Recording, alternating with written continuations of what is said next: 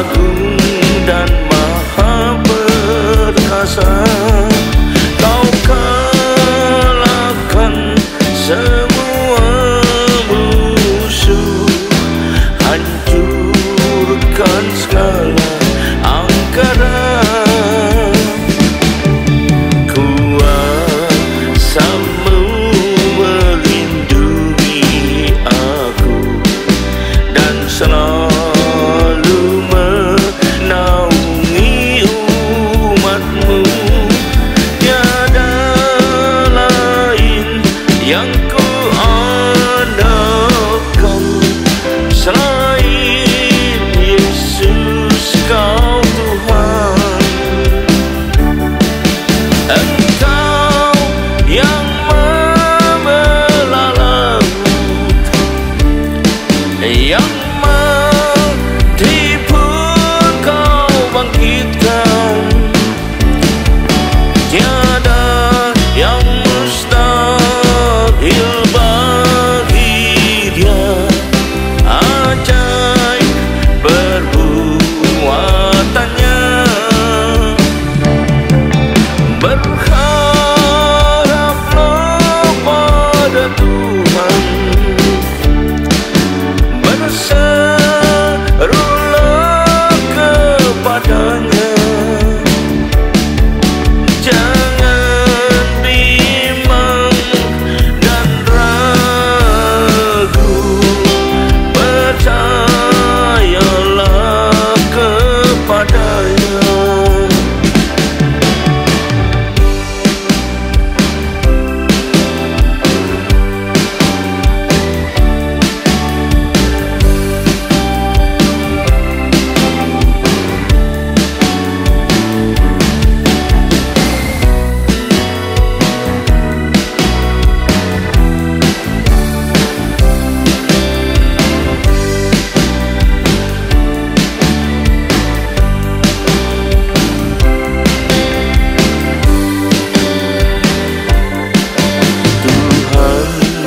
Engkaulah Raja mulia, maha agung dan maha perkasa. Kau kalahkan semua musuh, hancurkan segala angkara. Kuasamu melindungi aku dan selalu menaungi umatmu. Tiada lain yang ku andalkan selain Yesus, Kau Tuhan. Engkau yang membelah laut, yang mati pun Kau bangkitkan. Tiada yang mustahil bagi Dia. Ajaib perbuatannya. Berharaplah pada Tuhan, berserulah kepadanya. Jangan bimbang dan ragu, percayalah kepadanya. Percayalah kepadanya. Percayalah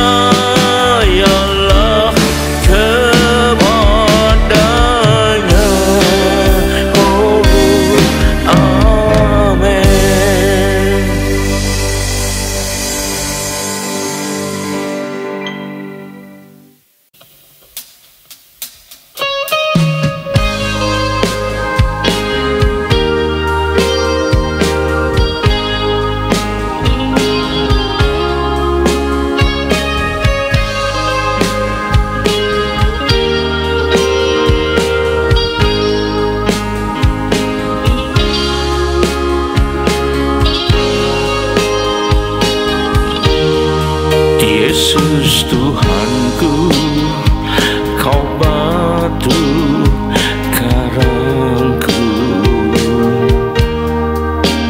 tempat perlindungan yang teguh,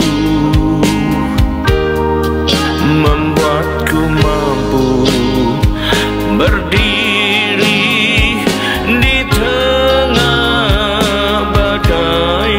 Tiada satu yang dapat menerobosmu. Ku aman di dalam perlindungan Tuhan, batu karang yang teguh, sumber keselamatanku, tempatku bernaung untuk selamanya, penolong dan penyembuh semua sakitku. Oh Yesusku, ku berharap kepadamu, selamatkan aku dan pulihkanku.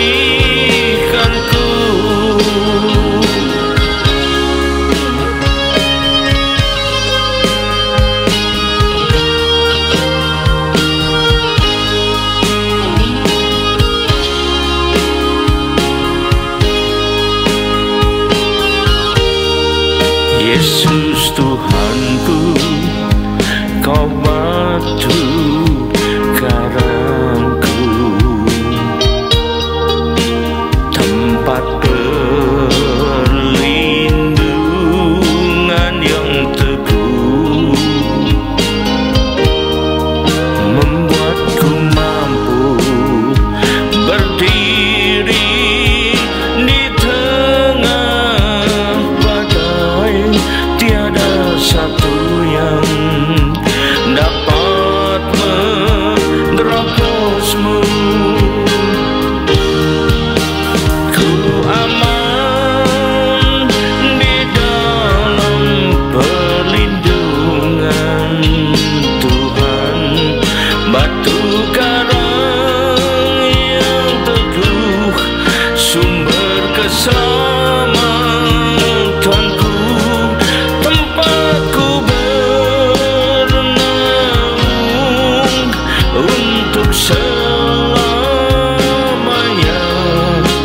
penolong dan penyembuh semua sakitku.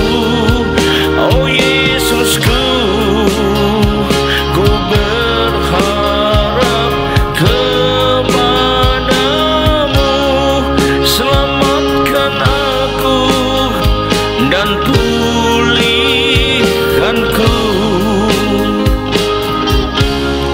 Selamatkan aku dan pulihkanku.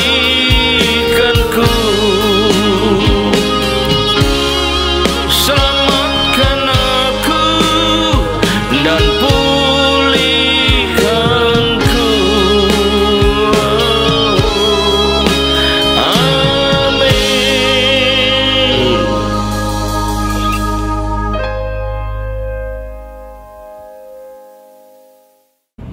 Shalom, selamat berjumpa kali saudara kasih Tuhan. Mari kita persiapkan diri kita untuk masuk dan menyambut firman Tuhan. Sebelumnya mari kita berdoa. Terima kasih Tuhan, kami umat-Mu siap menyambut firman-Mu. Urapilah kami semua dan urapi hamba-Mu yang akan menyampaikan firman ini, agar firman ini tidak kembali dengan sia-sia, yang boleh tumbuh dalam hidup kami dan menghasilkan buah yang baik dan berlipat ganda, yaitu sampai 30 kali, 60 kali, bahkan 100 kali ganda. Dan berikan pada kami semua juga ya Tuhan, urapan khusus daripadamu, yaitu urapan khusus roh, hikmat, dan wahyu daripadamu, agar dengan itu kami boleh menangkap dan mengerti maksud dan isi firman-Mu ini dengan baik dan benar, bukan hanya dengan sekedar pemikiran kami sendiri, asumsi kami sendiri. Terima kasih Tuhan. kami siap sambut firman-Mu ini hanya dalam satu nama yang berkuasa, yaitu namamu Tuhan Yesus Kristus. Haleluya, amin. Nah, shalom kasih Tuhan. Mari kita masuk dalam firman Tuhan. Tema dari firman Tuhan pada saat ini saya pilihkan yang bertemakan menyusahkan dan menjengkelkan Tuhan. Terus saja istilah menyusahkan menjengkelkan Tuhan itu sepertinya sedang mempersonifikasikan atau memanusiakan Tuhan. Itu tujuannya bukan apa-apa, hanya supaya lebih mudah dimengerti. Kalau bahasa rohaninya membuat Tuhan tidak berkenan kepada kita. Nah itu ya. Jadi ngertikan maksudnya membuat Tuhan tidak berkenan. Tapi saya pakai istilah menyusahkan dan menjengkelkan Tuhan. Artinya membuat Tuhan tidak enak semua. Nah, sering orang-orang, bahkan orang percaya sekalipun menganggap remeh karena menganggap Tuhan itu sabar, Tuhan itu pemurah dan mau mengerti segalanya, ya. Lupa kalau firman Tuhan juga mengatakan, karena mereka selalu Tuhan Allah tuh ngertilah, Allah mengerti, Allah peduli. Bahkan bukan itu yang Allah mengerti dan pedulikan. Bahkan firman Tuhan mengatakan di Roma 11 ayat 22, karena itu perhatikan kemurahan Allah dan juga kekerasannya. Kalau Alkitab pakai kata dan juga, baca antara kemurahan dan kekerasan sama bobotnya. Kalau tidak, kalau kadang-kadang saja kan, perhatikan kemurahan Allah dan kadang-kadang juga kekerasannya. Itu berarti kekerasan lebih dikit daripada kemurahan. Tapi kalau pakai aja perhatikan kemurahan Allah dan juga kekerasannya, itu berarti kekerasan ini sama bobotnya, sama banyaknya dengan kemurahannya. Maka perlu berhati-hati, jangan sampai kita membuat ya Allah melakukan kekerasannya pada kita, ya. Jika kita menganggap hal ini remeh, kita akan rugi sendiri loh, ya. Kita justru harus berusaha untuk menyenangkan Tuhan agar Dia bisa berkenan pada kita. Ya, kita baca Amsal 8 ayat 30. Justru tujuan kita untuk mendapatkan perkenanan Tuhan. Karena itu kita berusaha untuk menyenangkannya. Amsal 8 ayat 30. Aku ada sertanya sebagai anak kesayangan. Setiap hari aku menjadi kesenangannya. Tujuannya begitu. Dan senantiasa bermain-main di hadapannya, mencari kesenangan Tuhan agar diperkenan terus oleh Tuhan, mendapat perkenan Tuhan, ya. Lalu kita baca lagi Maleakhi 3 ayat 4. Maka persembahan Yehuda dan Yerusalem akan menyenangkan hati Tuhan. Bukannya menyusahkan, menjengkelkan, ya, menyenangkan. Seperti pada hari-hari dahulu kala dan seperti tahun-tahun yang sudah menyenangkan hati Tuhan. Lalu kalau gitu hal apa saja dong kalau harus tahu yang bisa membuat Tuhan jengkel, membuat Tuhan tidak berkenan. Karena katanya bisa menjengkelkan dan menyusahkan Tuhan itu, ya. Penjelasannya demikian. Yang pertama, hal apa saja, yaitu lewat mulut dan perkataan kita. Kita bisa tidak menyenangkan Tuhan. Kita bisa membuat kita tidak diperkenan oleh Tuhan. Mari baca Amsal 18 ayat 7. Orang bebal dibinasakan oleh mulutnya. Ini mulut, ya.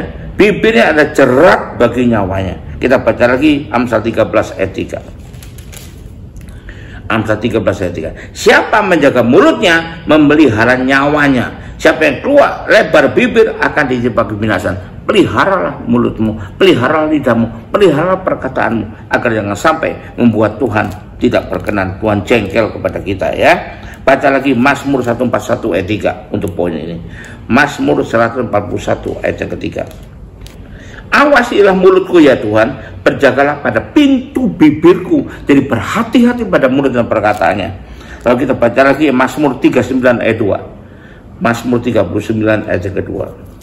Pikirku, aku hendak menjaga diri, menjaga, ya, supaya jangan aku berdosa dengan lidahku, ini mulut dan perkataan. Aku dapat menahan mulutku dengan kekang, selama orang fasik masih ada depanku, supaya aku dilindungi Tuhan, disertai Tuhan terus. Nah, kita baca lagi terakhir untuk poin ini, Mazmur 36 ayat keempat. Perkara dari mulutnya ia kejahatan dan tipu daya. Ini ya, jaga mulut perkataannya. Ia berhenti kalau berlaku bijaksana dan berbuat baik. Jadi bijaksana berbuat baik bertentangan dengan mulut dan perkataan jahat itu, ya. Kita harus tahu. Jadi mungkin boleh saja orang tuh orang percaya rajin ke gereja, banyak doa, pujian, penyembahan, tapi kalau kurang menjaga mulutnya, sering gosip, sering fitnah, ya, kata-kata dusta keluar, kata-kata kotor dan sebagainya, mengotori kehidupannya, maka kita akan jadi orang yang menyusahkan dan menjengkelkan bagi Tuhan. Yang kedua, bagaimana kita bisa menyusahkan, menjengkelkan Tuhan? Lewat perbuatan kita. Tadi udah perkataan kita, ini lewat perbuatan kita. Kita baca dulu pertama dari kitab Yudas ayat 15. Hendak menghakimi semua orang dan mencari hukuman atau orang fasik karena semua perbuatan fasik. Nah, ini perbuatan tidak menyenangkan Tuhan yang mereka lakukan, dan karena semua kata-kata nista, ini mulut perkataan yang diucapkan orang berdosa yang fasik itu terhadap Tuhan. Ya, kita lihat lagi dari Wahyu 2 ayat 23. Dan anak-anaknya akan kumatikan, dan semua juga akan mengetahui bahwa akulah yang menguji batin dan hati orang, dan bahwa aku membalaskan pada kamu setiap orang menurut perbuatannya. Ya, jadi perbuatan ini kalau bisa menyenangkan Tuhan, maka upah yang kita terima. Tapi kalau buat Tuhan sakit hati, buat kita Tuhan marah, Tuhan jengkel, maka hati-hati hukum Tuhan yang turun. Nah, kita baca lagi dari Roma 8 ayat 13. Sebab jika kamu hidup menurut daging, kamu akan mati. Jika oleh roh kamu mematikan perbuatan tubuhmu, kamu akan hidup. Perbuatan tubuh, perbuatan kedagingan dimatikan, ya, maka kita akan hidup. Kita baca lagi dari Yeremia 17 ayat 10. Aku Tuhan yang menyelidiki hati dan yang menguji batin, untuk memberi balasan kepada seorang setimpal dengan tingkah langkahnya, perbuatannya, setimpal dengan hasil perbuatannya. Hati-hati, ya. Lalu kita baca lagi Yohanes 3 ayat 19. Dan inilah hukuman itu, terang telah datang dalam dunia, sehingga manusia terlebih dahulu kegelapan dari terang, sebab perbuatan-perbuatan mereka jahat, ya. Karena kita baca lagi Roma 7 ayat 15. So, apa yang aku berbuat, aku tidak tahu. Karena bukan apa yang aku hendaki yang aku berbuat, tapi apa yang aku benci, itu yang aku berbuat. Yaitu tidak sukai Tuhan, ya, perbuatannya. Lalu kita baca lagi Roma 8 ayat 13. Sebab jika kamu hidup menurut daging, kamu akan mati perbuatan hidup menurut daging. Tapi jika oleh roh kamu matikan perbuatan tubuh, perbuatan kedagingan, kamu akan hidup, ya. Terakhir untuk poin ini, kita baca Galatia 5 ayat 16. Maksudku ialah hiduplah oleh roh, maka kamu tidak menuruti keinginan daging, perbuatan tidak lagi melalui kedagingan kita, ya. Itu firman Tuhan mengatakan. Jika kita menyebut diri sebagai orang Kristen, orang percaya, anak Tuhan, tetap hidup dalam persinahan, misalnya dalam dusta, dalam korupsi, dalam perjudian dan sebagainya, bagaimana kita bisa menyenangkan Tuhan? Malah membuat Tuhan semakin murka, ya, dan sedih, bahkan semakin murka kepada kita. Itu adalah lewat perbuatan kita menyusahkan, menjengkelkan, buat Tuhan murka. Yang ketiga, lewat hati dan pikiran kita, ya, itu bisa buat Tuhan jengkel dan murka. Mari kita lihat Matius 5 ayat 28. Tapi aku berkata kepadamu, setiap orang yang memandang perempuan sedang menginginkannya sudah bersinah dengan dia dalam hatinya. Nah, ini sudah dalam hati, jadi dalam hati saja sudah berdosa, tidak menyenangkan Tuhan, ya. Kita baca lagi Lukas 12 ayat 34. Yerusalem, Yerusalem, engkau yang bunuh nabi-nabi dan melempari dengan batu orang-orang diutus kepadamu. Berkali-kali aku rindu mengumpulkan anak-anakmu, sama seperti hidup ayam mengumpulkan anak-anak yang di bawah sayapnya, tapi kamu tidak mau. Jadi hati dan pikiran yang ganggu ini, ya. Nah, terakhir kita baca Roma 1 ayat 21 untuk poin ini. So, sekalipun mereka mengenal Allah, mereka tidak memuliakan Dia sebagai Allah atau mengucap syukur kepadanya. Sebaliknya pikiran mereka menjadi sia-sia dan hati mereka yang bodoh menjadi gelap. Pikiran dan hati yang tidak dijaga, ya. Jadi jika hati pikiran kita selalu dikuasai oleh dendam, sakit hati, kebencian, itu akan menjauhkan kita dari Tuhan, dari perkenanan Tuhan. Pikiran cabul, tamak, dan pikiran negatif itu membuat Tuhan jadi semakin tidak suka kepada kita, juga menyusahkan Tuhan. Maka Paulus mengatakan untuk poin ini di Filipi 4 ayat 8. Paulus mengatakan demikian, Filipi 4 ayat 8. Jadi akhirnya saudara-saudara, semua yang benar, semua yang mulia, semua yang adil, semua yang suci, semua yang manis, semua yang sedap didengar, semua yang disebut kebajikan dapat dipuji, pikirkanlah semuanya itu. Jangan mikirkannya negatif. Ya, ini jangan menginginkan hal yang negatif hati, ya, dan mikirkan hati dan pikiran kita, ya. Jadi itu perlu kita jaga supaya tidak membuat Tuhan makin jengkel pada kita. Yang keempat, apa yang buat Tuhan makin jengkel kepada kita dan menyusahkan Dia? Dengan ketidakseriusan dalam melayani Tuhan. Jadi melayani Tuhan tapi nggak serius, ya, dikatakan di situ. Ya, kita baca Wahyu 2 ayat ke-19. Melayani sih melayani, tapi asal-asalan, nggak ada keseriusannya gitu ya. Wahyu 2 ayat 19. Aku tahu segala pekerjaanmu, baik kasihmu maupun imanmu, baik pelayananmu maupun ketekunanmu. Aku tahu pekerjaanmu terakhir telah banyak daripada yang pertama. Tahu, tapi tahu juga kalau kamu tidak serius. Ya, baca lagi 2 Timotius 4 ayat 5. Tapi kuasailah dirimu segala hal, sabarlah menderita, lakukan pekerjaan pemberian berita Injil, dan tunaikanlah tugas pelayanmu dengan sebaik-baiknya, bukan asal-asalan ya, tidak serius.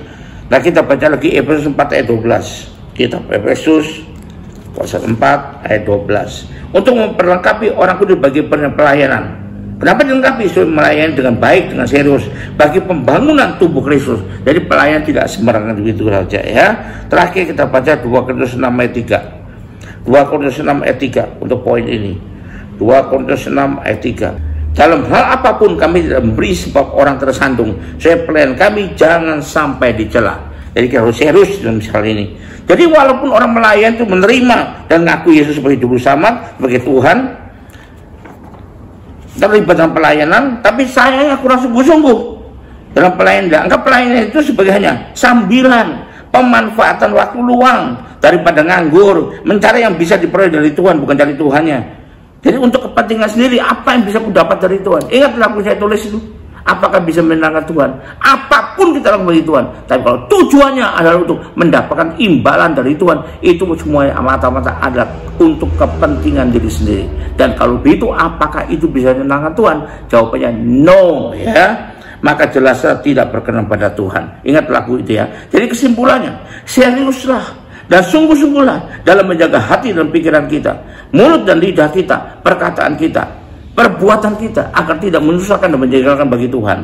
Dalam motif dan pelaksanaan pelayanan kita, sungguh-sungguh, bukan tidak serius dan sebagainya. Juga layanan dan hidup kita harus benar-benar supaya bisa mencapai berkenan Tuhan. Haleluya, puji Tuhan. Mari kita akhiri ibadah ini dengan terima berkat dari Tuhan. Angkat dua tanganmu, terima berkat Tuhan. Kembalilah ke aktivitas masing-masing dengan berkat yang terbaik dari Allah Bapa di sorga, dengan kasih karunia dan damai sejahtera dari Tuhan kita Yesus Kristus, juga dengan persekutuan, pertolongan, penghiburan, kekuatan, dan terutama urapan yang penuh dari Roh Kudus yang kita terima mulai saat ini sampai akhir tahun ini, sampai Maranatha, Tuhan Yesus datang kembali. Haleluya, puji Tuhan, amin. Sampai jumpa, Tuhan berkati saudara semua. Haleluya, amin.